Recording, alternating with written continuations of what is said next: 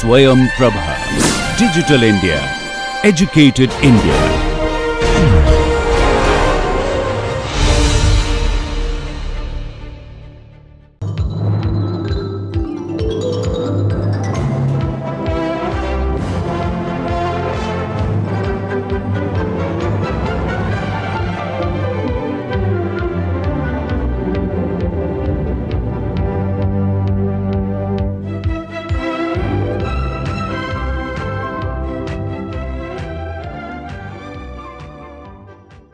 In this final lecture on surface reactions, we will discuss today complex formation and the phenomenon of penetration into monolayers. We will also look at some aspects of thermodynamics of penetration and adsorption from vapor phase. This will be followed by a little introduction to mass transfer in the interfacial systems. So, we go back a few slides looking into penetration.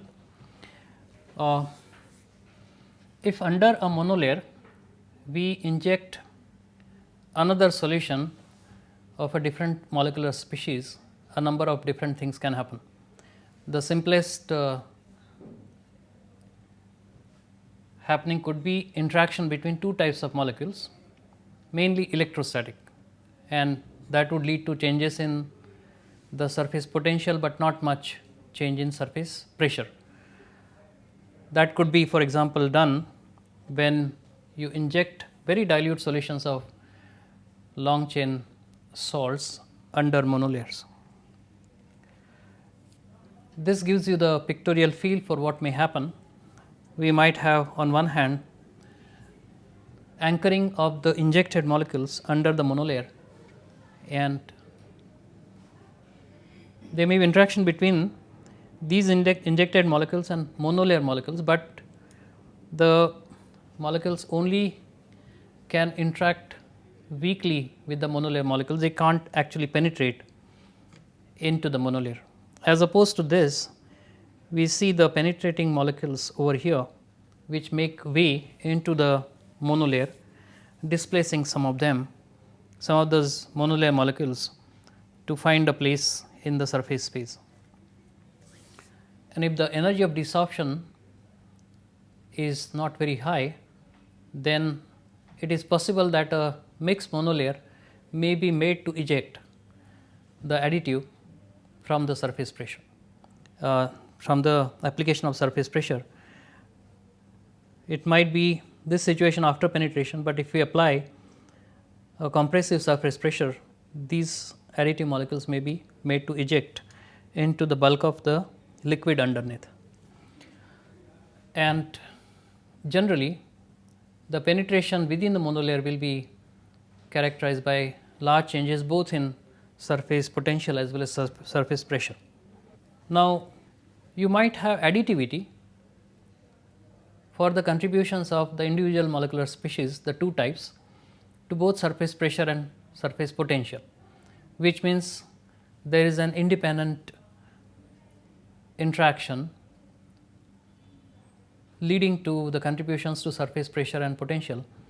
And we may say that this is like just a physical mixture of the two species in the surface phase.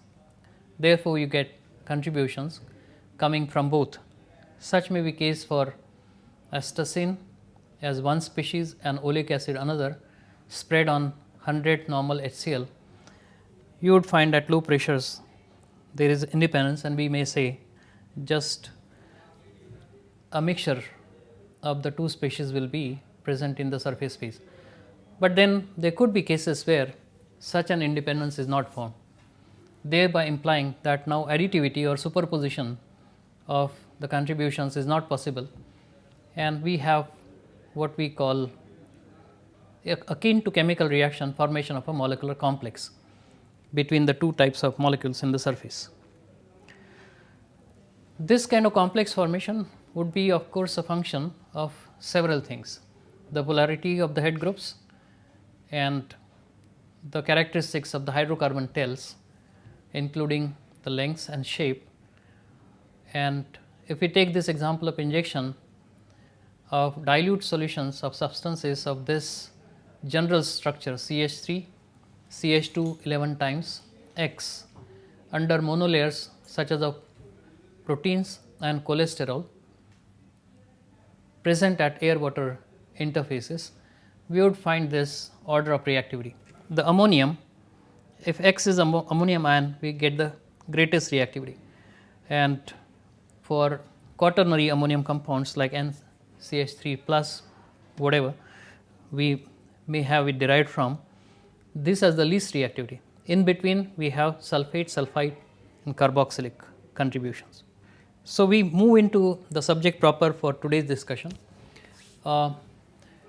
We expect a strong interaction between the hydrocarbon chains, especially if these molecules contain long saturated hydrocarbon chains. However,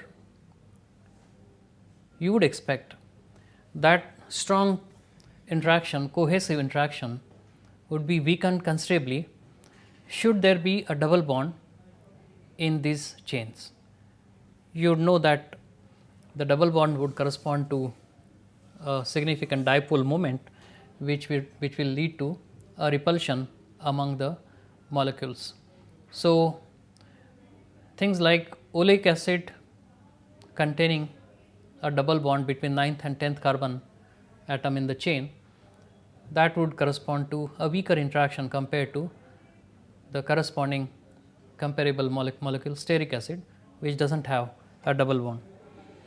So, under certain conditions we might have stoichiometric complexes forming. Some examples could be given: digitonin and cholesterol and sodium cetyl sulfate and cholesterol. These form 1:1 kind of complex, whereas digitonin and cetyl alcohol form 1:2 kind of molecular complex. So, there are definite ratios in which these monolayer species will be present in the monolayer, and they would not contribute in a linear fashion to the surface potential or surface pressure. We then broach the topic of thermodynamics of penetration. We need to think a little bit about this. In this slide you think of the factors being numbered from here. So, when a molecule in bulk makes its way into an uncharged monolayer, then we expect several energy changes to occur. So, the first factor that we may think about is the energy of removal of the hydrophobic part of molecule from water. After all, it has moved from the bulk of water into the monolayer. So, there must be associated energy change of taking this hydrophobic part from bulk of water into the monolayer, because once it goes into the monolayer, it will flip away from the water, and therefore, we have energy change associated with this removal of hydrophobic part. That is the first contribution. Okay. This is what also makes the spontaneous adsorption of an amphiphilic molecule favored energetically, because it is taking it away from the structured highly associated hydrogen bonded water. This chain is taken away from that unfavorable environment into the vapor phase or air in contact with the liquid. The second energy change that you may think about is the energy to make a hole in the monolayer, compressing the monolayer molecules into the surrounding areas. So, penetration will mean necessarily creating that space for this particular molecule which has moved from bulk into the monolayer, and therefore, that will cause certain energy. That is the second factor that I would like you to consider. The third one is the energy of interaction of the penetrating hydrocarbon chains with the molecules of monolayer. Now, you can visualize this may be accompanied by a complex formation. Should there be a possibility of complex formation, that should also be included in this term corresponding to energy of interaction of the penetrating hydrocarbon chain into the monolayer, and therefore resulting interaction with the monolayer molecules.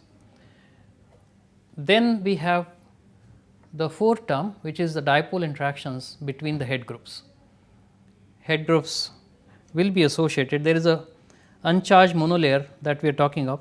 It will be associated with certain dipole moment, and the penetrated head group will have a dipolar interaction with those head groups. Yeah. So, won't there be energy change for the hydrophilic part, as the hydrophilic part is surrounded in the bulk from all the directions?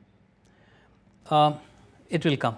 Yeah, there will be a associated change, but the hydrophilic part is generally, the head group is generally small.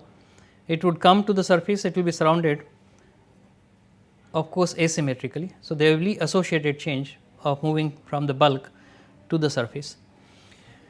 So, that will be reflected in the last factor, and it will come under the category of electrical factors, especially if we have long chain ions penetrating into the monolayer. Then there are two energy terms. One is the energy of formation of ionic double layer. Once the ionic chains are penetrating, then at the interface there will be a double layer forming. The energy of formation of that ionic double layer will be one contribution. The other contribution will come from this energy and especially entropy. This is what we have been talking of because of asymmetry in the environment of the partial dehydration, because once you have a head group coming from the symmetrically placed position in the bulk to the surface, on one side there is no water now. So, that is a partial dehydration. That will mean there will be energy change and associated entropy change. That is also important, and this is important for ionic head groups, and this happens because of the lower dielectric constant that now we see around this head group. Now, if the original monolayer is ionized, that is another situation. We started with uncharged monolayer, but should the original monolayer be an ionized one, then we will have the fifth term corresponding to energy of alteration of the ionic double layer. Ionic double layer will already exist there, but if you have a penetrating molecule, energy of that ionic double layer will be modified. And in practice, this factor 3, energy of interaction of the penetrating hydrocarbon chain and the molecules of monolayer, can be appreciable. Now, think of another scenario. Think about the energy of desorption for the penetrating compound. It could be actually higher if a monolayer pre-exists compared to a situation where that monolayer is not present originally. This would be because now the desorption will have to overcome the energy of interaction of this penetrant with the existing monolayer molecules, which otherwise would not be present in the comparable situation.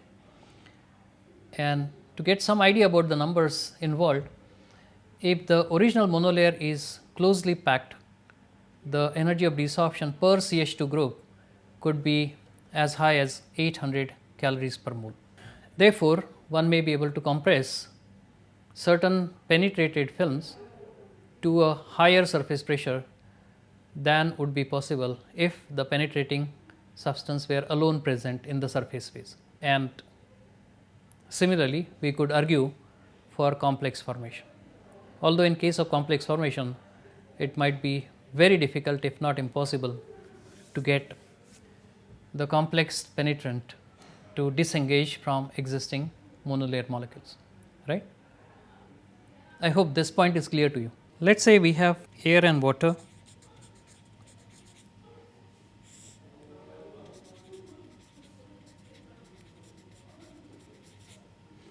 and we inject certain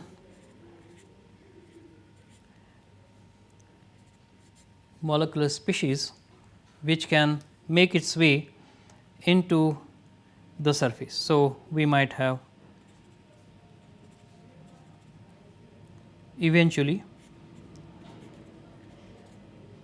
these molecules moving from the bulk position into the surface. Now, if this is the only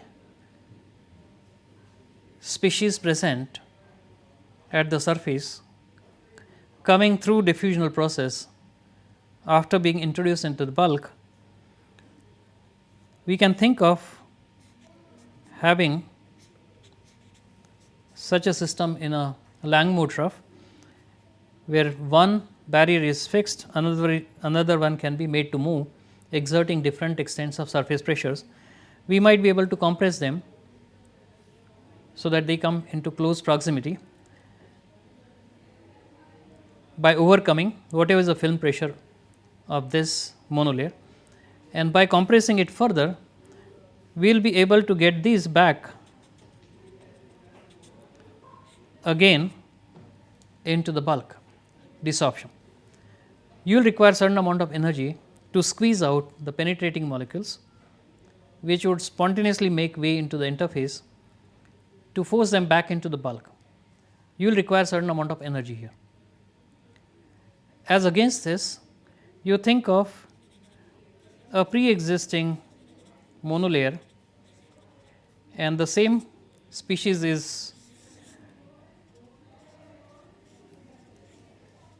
is injected underneath and eventually makes its way to form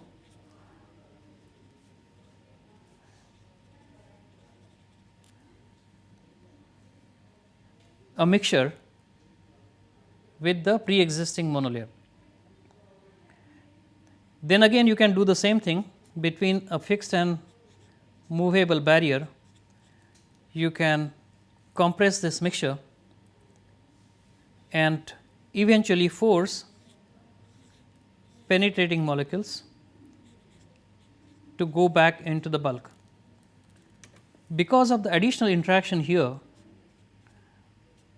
with the existing molecules, we expect the pressure required to force these penetrant molecules back into the bulk to be greater. Okay. This would happen if there is a physical mixture, just a simple mixture of the two species, the existing monolayer molecules and the penetrating molecule. Should there be a complex formation, then you probably will never be able to get the penetrating molecule out in the bulk, unless of course you can overcome the energy of desorption for the reacted surface active species. Then you will be able to force the monolayer molecules together with the complex one into the bulk, but it might not be possible to just get the penetrant molecules alone once they have formed the complex. Or it could be a situation in between, the application of surface pressure or imparting higher energy to the surface molecules. Here we might be able to split the complex back, and then in that case these penetrating molecules can be forced back into the bulk. In any case, we expect we will require higher energy expenditure for desorption of the penetrating molecules should there be already a monolayer present, right. That is the point I was trying to make here. There could be another situation if the penetrating molecules have only a short chain, such as maybe C4 or C5 species is the hydrocarbon chain, then the lateral cohesion among the monolayer molecules is so reduced because of the weakening of the nearest neighbor interaction by virtue of the original long chain ion or long chain molecules or long chains, then the film could become almost gaseous. Okay. So, this is a situation, there could be otherwise expected strong cohesion or moderate cohesion among the penetrating molecules, but because now existing monolayer has chains which separate these penetrating molecules, the surface equation of state for the penetrating molecules may behave or show a behavior like a gaseous monolayer. So, this is another situation that could give you a different picture about the surface behavior of the penetrating molecules. The importance of the second factor, energy to make a hole in the monolayer, could be assessed from the low rates of penetration which are observed experimentally. Originally, the monolayer may be expanded 5 times and we may have energy of activation which will permit completion of the penetration rapidly. We may be able to compress this film subsequently again. The number of adsorbed molecules which have penetrated the original insoluble monolayer of any substance I at constant area can be found from increase in film pressure. The equation which would be relevant will be this, dou ln A by dou pi at constant temperature equal to A bar I, where this I you should read as a subscript for A bar, partial molar surface area of I. That brings us to the last topic in context of reaction, that is penetration from vapor phase. Instead of the penetrating molecules coming from the underlying liquid phase, they could be adsorbed from the vapor above. We could take example of a monolayer of stearic acid. Monolayers of stearic acid could be easily penetrated by such vapors as of benzene or hexane, even at very high film pressures. Even if we have stearic acid compressed to a high surface pressure, if such a surface is brought in contact with a vapor like of benzene or hexane, then the monolayer gets penetrated. It might appear that this discussion is very theoretical and probably not of much significance in practice, but to end this lecture I will give you an example which has been taken from industry and shows a dramatic influence of low, very low or ultra low vapor pressures of adsorbable or penetrable species on some certain practical circumstances. Let us discuss the theory first.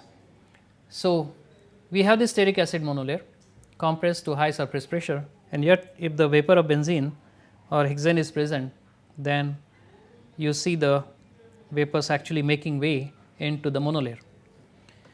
The adsorption of normal hexane from vapor remains between about 3.6 to 4.8 into 10 raised to 14 molecules per centimeter square for a range of molecular areas of stearic acid and corresponding range of surface pressures. The result will be, if you maintain the area constant as a result of adsorption of normal hexane, there will be increase in surface pressure, right, or if you maintain constant surface pressure, then there will be a resulting increase in surface area. We could use Gibbs's equation to interpret the results like earlier, and we may find that the chemical potential of the monolayer of stearic acid itself may be changed because of these penetrating molecules. It will be interesting to see what happens if you continue to have such penetration to a large extent. Initial heat of adsorption of hexane on dilute stearic acid monolayer is a high value, about 14 kilocalories per mole. That corresponds to effectively a two-dimensional solution of stearic acid in hexane. Okay. So what do you mean by two-dimensional solution?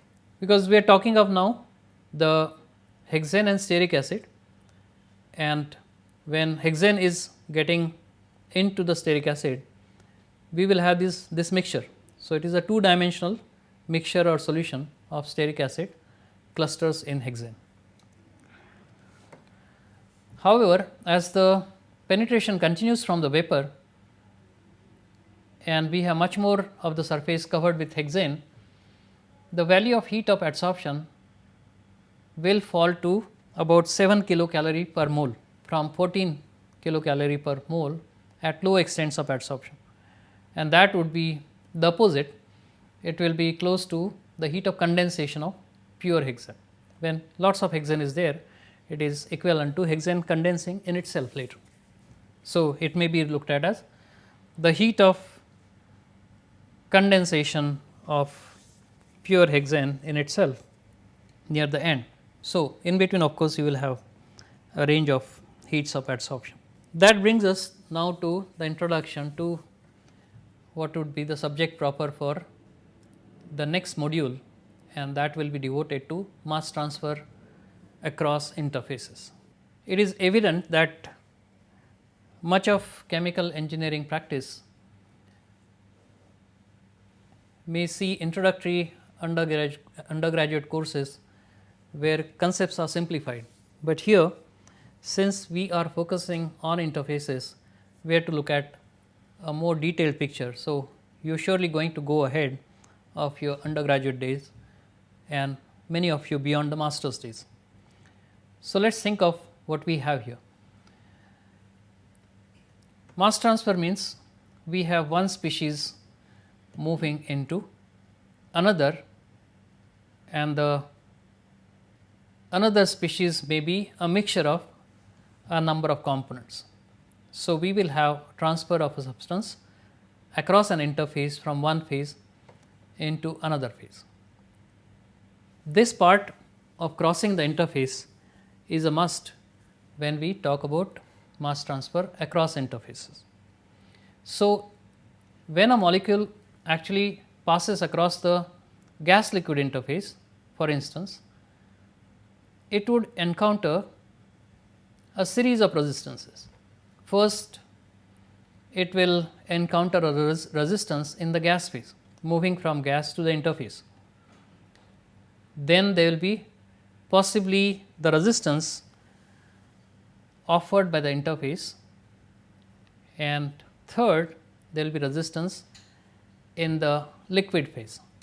That is what is being indicated by the total resistance here R, which is the sum of Rg, Ri and Rl.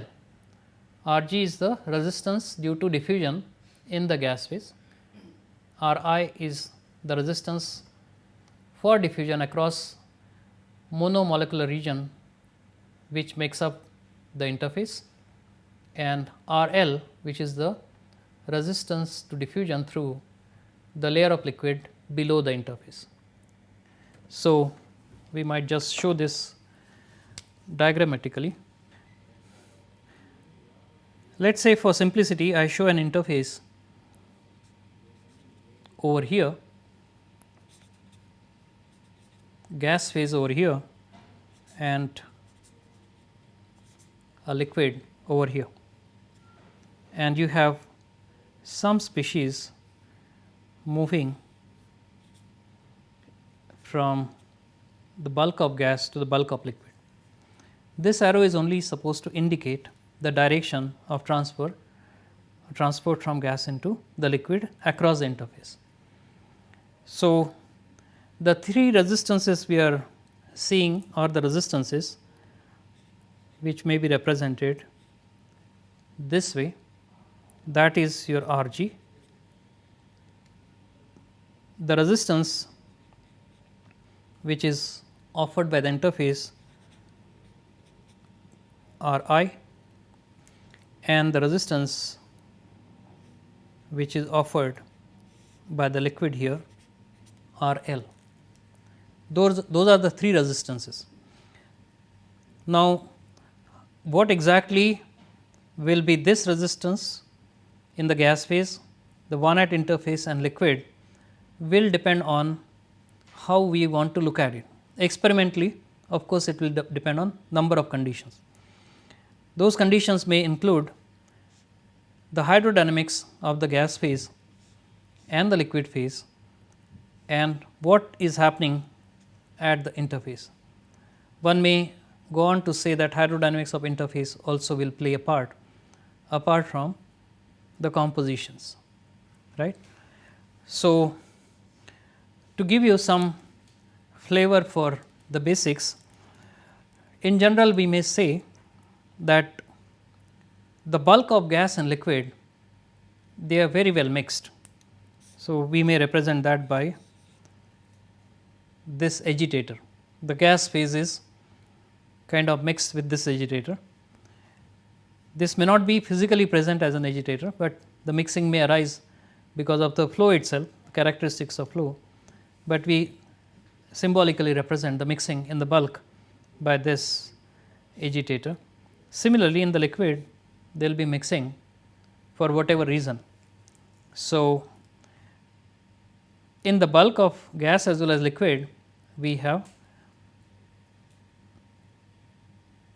agitation or mixing, but at the interface we might have relative stagnancy. There might be a certain film near the interface in the gas phase and in the liquid phase. As a rough indication, we may show these films where the resistance is contained. We might actually say that this is a hypothetical thickness of gas phase and this is the hypothetical thickness of the liquid phase, which offers the entire resistance in the gas phase, what is indicated here, or in the liquid phase. That is the simplest film theoretic picture. At the interface we will have resistance depending on the hydrodynamics there. One would be interested in knowing what are these resistances and how one could possibly obtain predictions for these resistances for certain representative cases at least. The diffusion in the interface will be possibly across a monomolecular thick region. What are the thicknesses of the liquid and gas films would depend on the conditions corresponding to the mixing or hydrodynamics in the gas phase and liquid phase. This is the same thing shown. We have the resistance in the gas phase, resistance in the liquid phase, and the resistance at the interface. This is the unstirred layer within the liquid, and similarly there will be a region here which will be unstirred liquid layer, unstirred gas layer above the interface.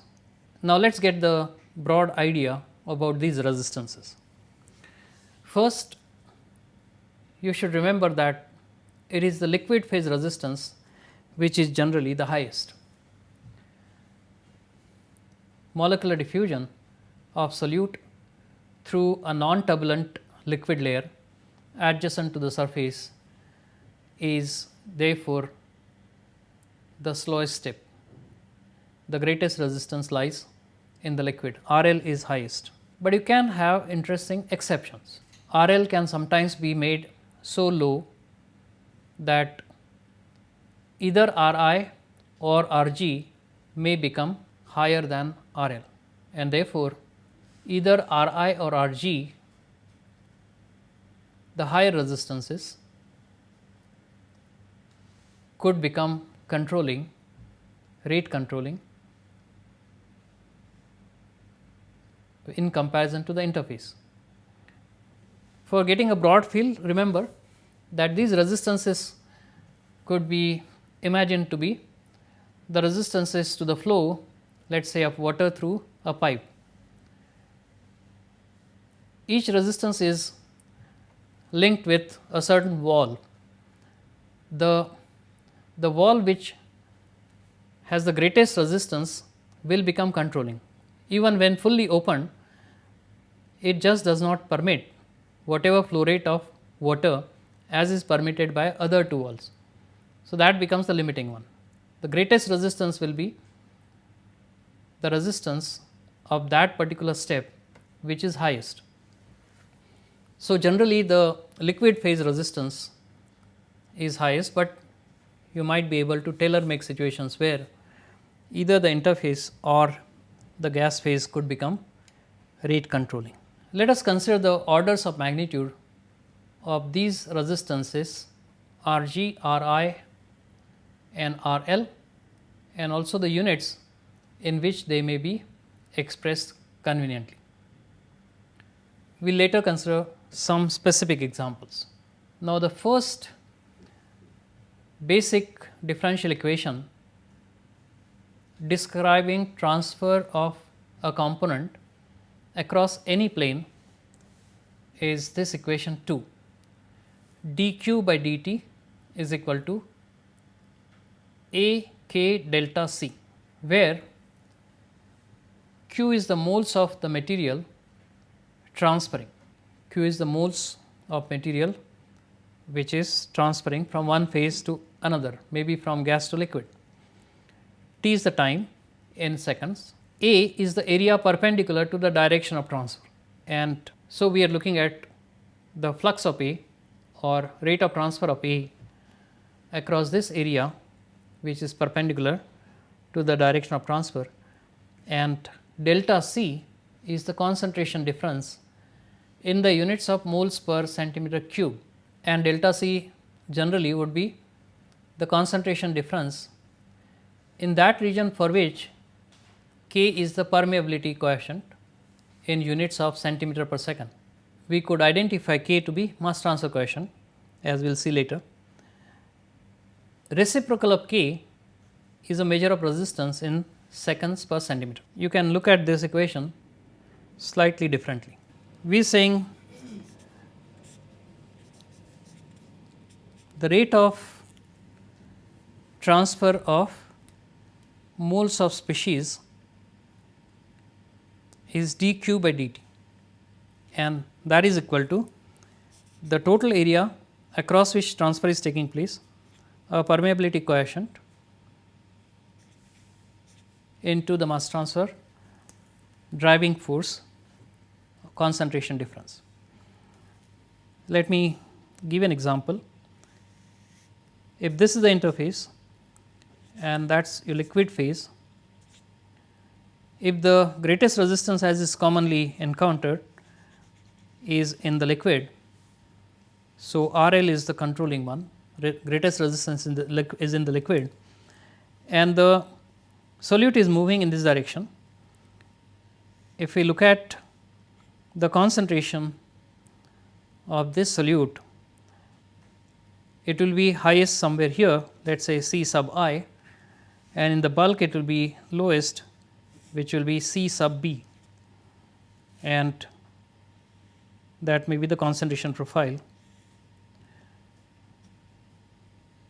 for this species which is moving. Then this difference C I minus C B is your delta C.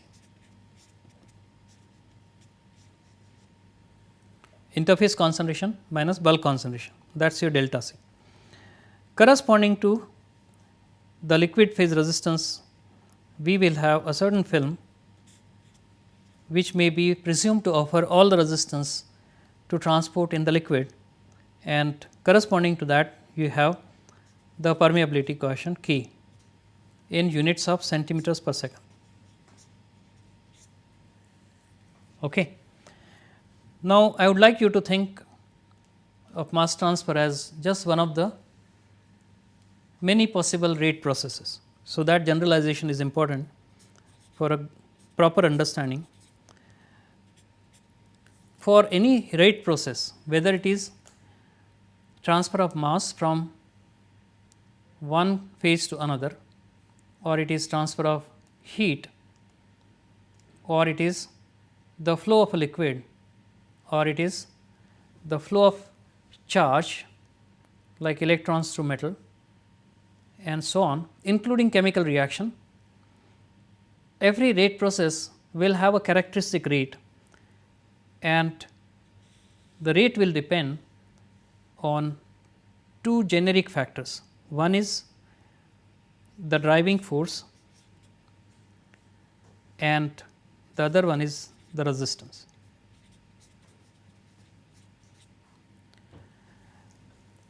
For heat transfer, the driving force may be delta T, temperature difference. For mass transfer, delta C is the driving force.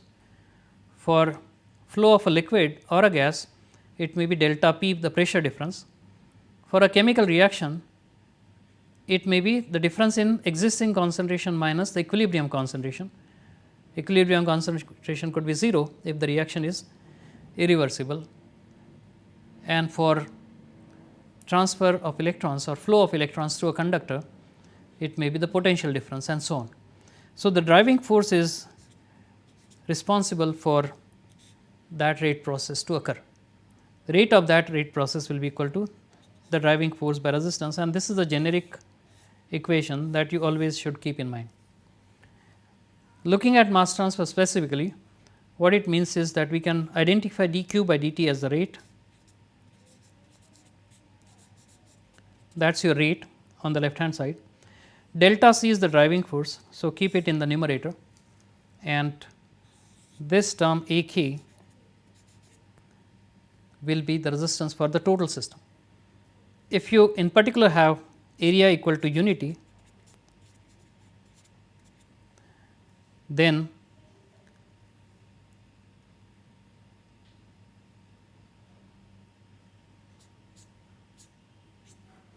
it should be this, right, delta C divided by 1 by A k, if it is to be equated to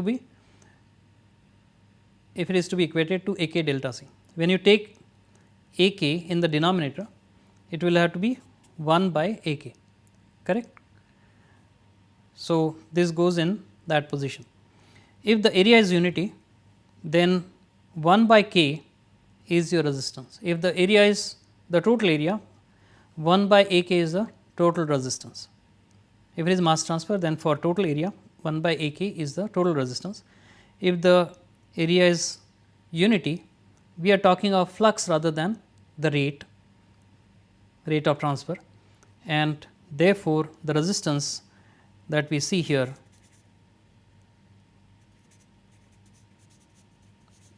for unit area is k raised to minus 1, because k is centimeters per second, this will be seconds per centimeter. You could look at this restriction of unit area over here. If area is unity, then k is like a rate constant, and that rate constant is reciprocal of resistance, that is 1 by k inverse, that is k, right. So, that is a picture you can have for understanding the concepts in a bigger picture of rate processes in general. We could return to the slides and therefore conclude that k inverse is the resistance R in seconds per centimeter. So, depending on which phase you are looking at, this resistance will have corresponding possibility of relating k inverse or R to the corresponding transport property, transport coefficient. It could be diffusion coefficient in the liquid or diffusion coefficient in the gas, or it could be corresponding reciprocal of resistance of surface resistance corresponding to the surface phase. That is what is shown, what I have already written. K is 1 by R, and if this transport is in the liquid phase, diffusion through the liquid will be characterized by diffusivity d, and a thickness of the liquid layer delta x. You can show that k is d by delta x. So, if you say that we are looking at dq by A by dt, we will have k times delta C, and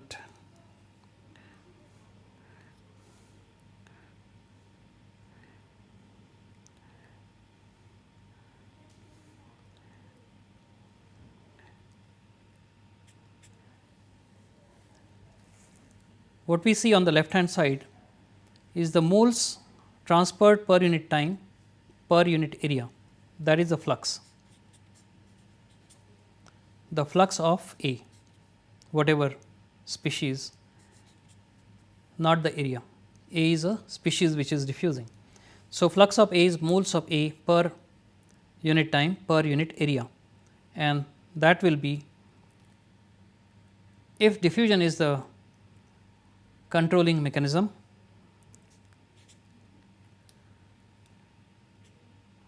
minus dc by dx, or we could write d delta c by delta x, where d is the diffusivity, delta c is the concentration difference, delta s is the thickness of the liquid layer across which we have all the resistance in the liquid that is offered. And therefore, what you have found here by comparing the diffusional expression with the generic rate expression in terms of rate constant, you find that the rate constant is nothing but d by delta x, k is equal to d by delta x.